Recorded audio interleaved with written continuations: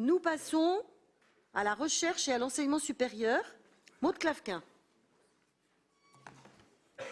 Oui, merci Madame la vice-présidente, la présidente, pardon. Ça commence bien. Donc en tant que vice-présidente à l'enseignement supérieur et à la recherche, je vais vous présenter le budget 2018. Donc déjà quelques éléments de contexte avant de démarrer pour rappeler que en région Bourgogne-Franche-Comté, c'est 56 000 étudiants et 8 700 chercheurs et enseignants-chercheurs. Évidemment, cette compétence de la région, il faut le redire aussi, n'est pas une compétence obligatoire. Et donc nous avons fait le choix, de façon très volontariste, de nous y engager très fortement pour évidemment permettre un développement économique et sociétal de notre territoire, compte tenu de l'importance stratégique que constitue l'enseignement supérieur et la recherche.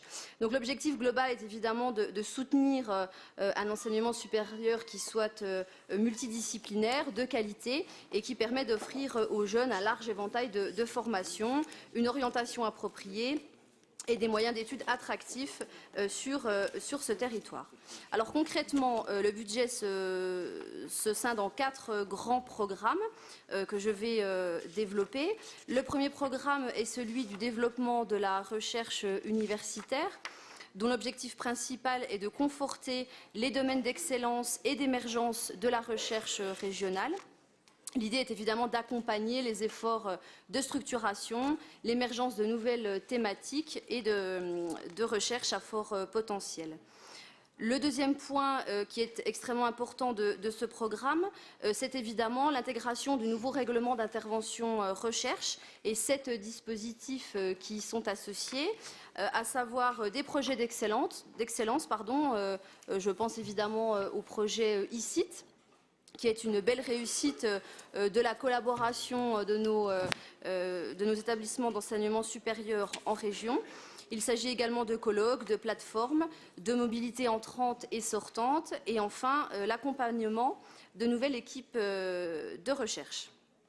Enfin, le dernier point important de ce grand programme, c'est évidemment le rôle de coordonnateur des initiatives territoriales qui est dévolu aujourd'hui à la région, notamment en termes de développement et de diffusion de la culture scientifique, avec un axe très spécifique sur les jeunes publics. Le deuxième grand programme de ce budget ESR est celui de la valorisation de la recherche.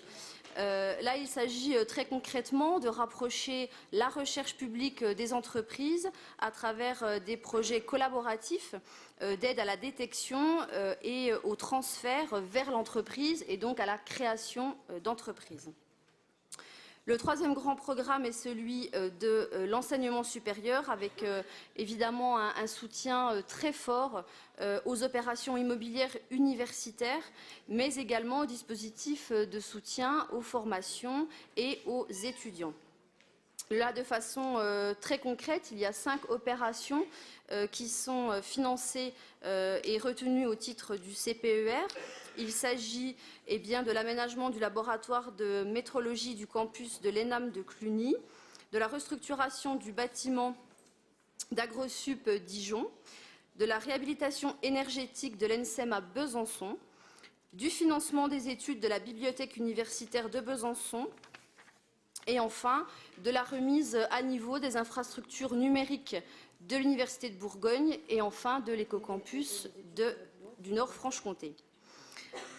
Nous allons également, ça a été rappelé en préambule ce matin par Madame la Présidente, lancer les études préalables à l'aménagement et à la rénovation du campus universitaire de la Boulois. Donc ça se passera en 2018. Et dans le cadre de l'amélioration des conditions de vie et d'études, nous soutiendrons l'acquisition d'équipements pédagogiques et numériques innovants, là également sur ce 4e et dernier programme. Enfin, évidemment, la mobilité internationale des jeunes que nous continuerons à à soutenir de façon très forte et qui sera ciblée sur différents publics, des étudiants, des lycéens, des apprentis, des jeunes diplômés, des jeunes en demande d'emploi, par de façon très concrète l'attribution de bourses de mobilité. Voilà. L'élément important pour terminer, c'est rappeler que sur la structuration et la gouvernance régionale de l'enseignement supérieur et de la recherche, il faut se rappeler, et c'est vraiment important, que nous avons une structuration très spécifique en région Bourgogne-Franche-Comté avec plusieurs pôles universitaires, qu'au total nous avons, je le disais, 56 000 étudiants et qu'à côté de notre région, nous avons de gros pôles uniques. Je pense évidemment au nombre d'étudiants en région Auvergne-Rhône-Alpes, qui est de 300 000, qui est en Île-de-France de 600 000, et que cette spécificité régionale doit être évidemment pensée en termes de structuration. Et là, je fais évidemment référence à la commu, qui doit évidemment permettre de porter de façon extrêmement forte nos particularismes régionaux et en faire un réel atout à l'échelle nationale et internationale.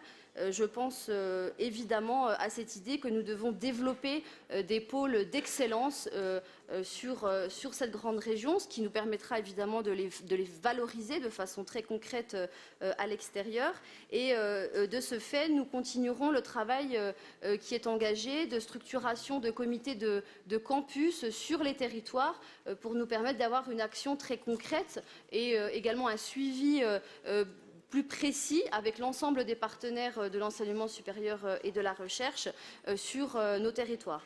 Donc c'est vraiment un élément fort pour cette année 2018, élément qui nous permettra évidemment, je parlais de ici tout à l'heure, de continuer cette démarche collaborative qui est clairement aujourd'hui une force de la région. Nous devons accentuer ce travail-là et c'est ce que nous allons nous employer évidemment à continuer et à faire pour cette année 2018.